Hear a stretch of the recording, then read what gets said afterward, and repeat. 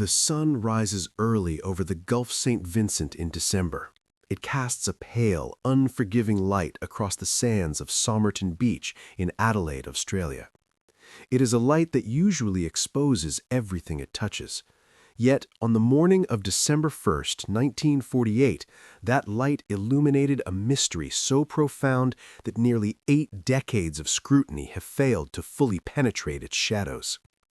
To understand this moment, you have to understand the atmosphere of the time.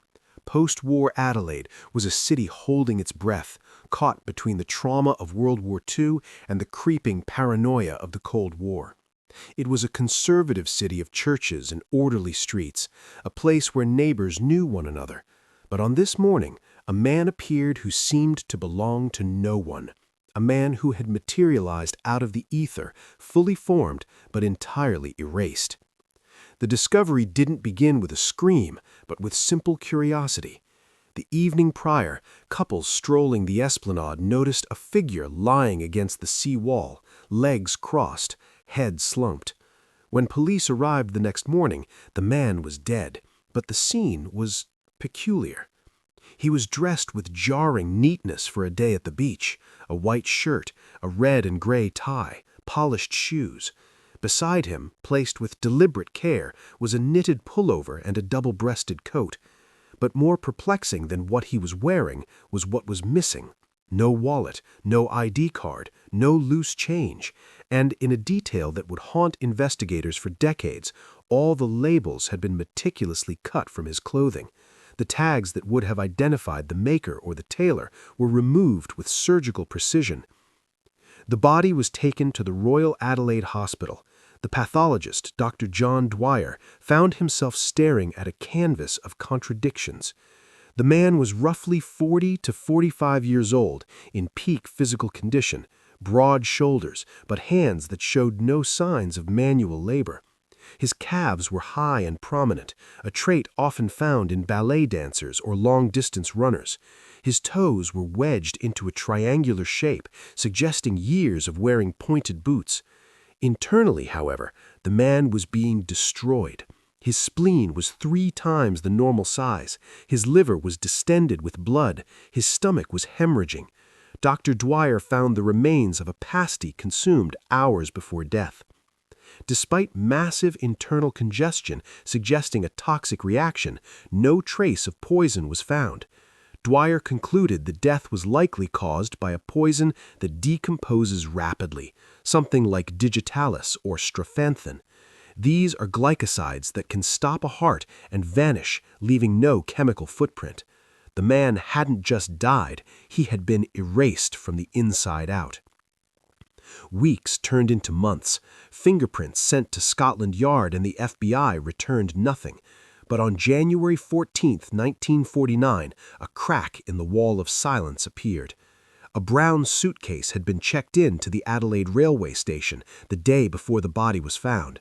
Inside, it was a trove of anomalies. A stenciling brush, a knife ground down into a shiv, and a reel of waxed orange thread, a rare type not sold in Australia, which matched the thread used to repair the dead man's trousers. There were clothes inside with the name T. Keane. Police hoped this was a lead, but it turned out to be a dead end.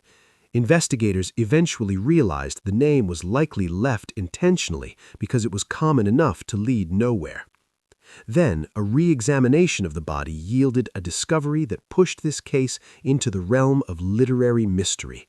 Hidden deep in a fob pocket of the dead man's trousers was a tightly rolled scrap of paper. It bore 2 words in Persian, Tamam Shud. It is finished.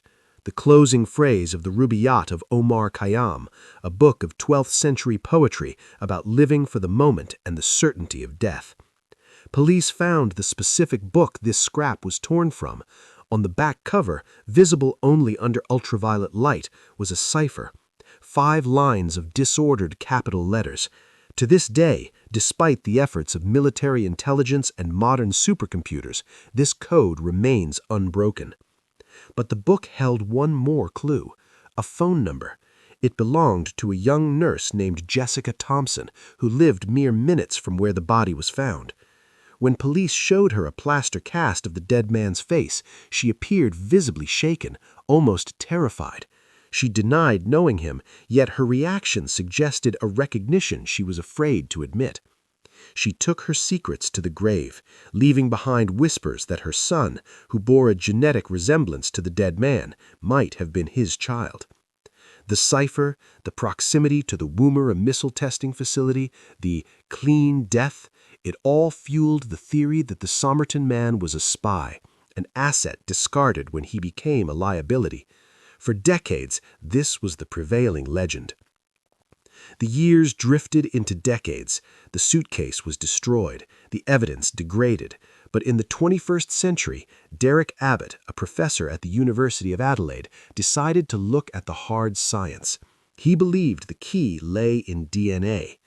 Using hairs preserved in the plaster bust from 1949, Abbott and American genealogist Colleen Fitzpatrick built a family tree. In 2022, they announced a match. The Somerton man was not a spy. He was not a diplomat. Webb was a 43-year-old electrical engineer and instrument maker from Melbourne. He was the youngest of 6. He was quiet, eccentric, and deeply troubled. Suddenly, the pieces clicked into place. The stenciling brush and ground-down knife consistent with his trade as an instrument maker. The T. Keene on the tie. Webb's brother-in-law was named Thomas Keene. The physique. Webb was athletic, explaining the dancer-like calves. He was known to be depressed, estranged from his wife, and had written poetry about death. We have the who, but the why remains shrouded in mist. If Charles Webb was the Somerton man, does the mystery truly end? The identification paints a picture of a man mentally unraveling, a man who felt so disconnected from his life that he stripped away his identity, cut off his labels, and traveled to a place where he was a stranger to die. It suggests a suicide planned with the meticulousness of an engineer, using an undetectable poison he likely synthesized himself. But inconsistencies remain. Why the unsmoked cigarette? Why were his shoes so clean, as if he hadn't walked across the sand? And the biggest question of all, Jessica Thompson. Why did an engineer from Melbourne have the unlisted number of a nurse in Adelaide? Was the code just the doodling of a man fascinated with puzzles? Or was it a message? Was the Tamam Shud scrap a final farewell to a lost love? Charles Webb is no longer the unknown man. He has been restored to history. But in finding him, we didn't find a super spy. We found a human tragedy. We found a man who feared that the sum of his life could be reduced to a suitcase of unlabeled clothes. The mystery of the Somerton man is technically solved, and yet knowing the name is not the same as knowing the truth. The man on the beach keeps his final secret still. If you enjoyed this deep dive into Australia's greatest mystery, please like this video and subscribe for more investigations into the unknown.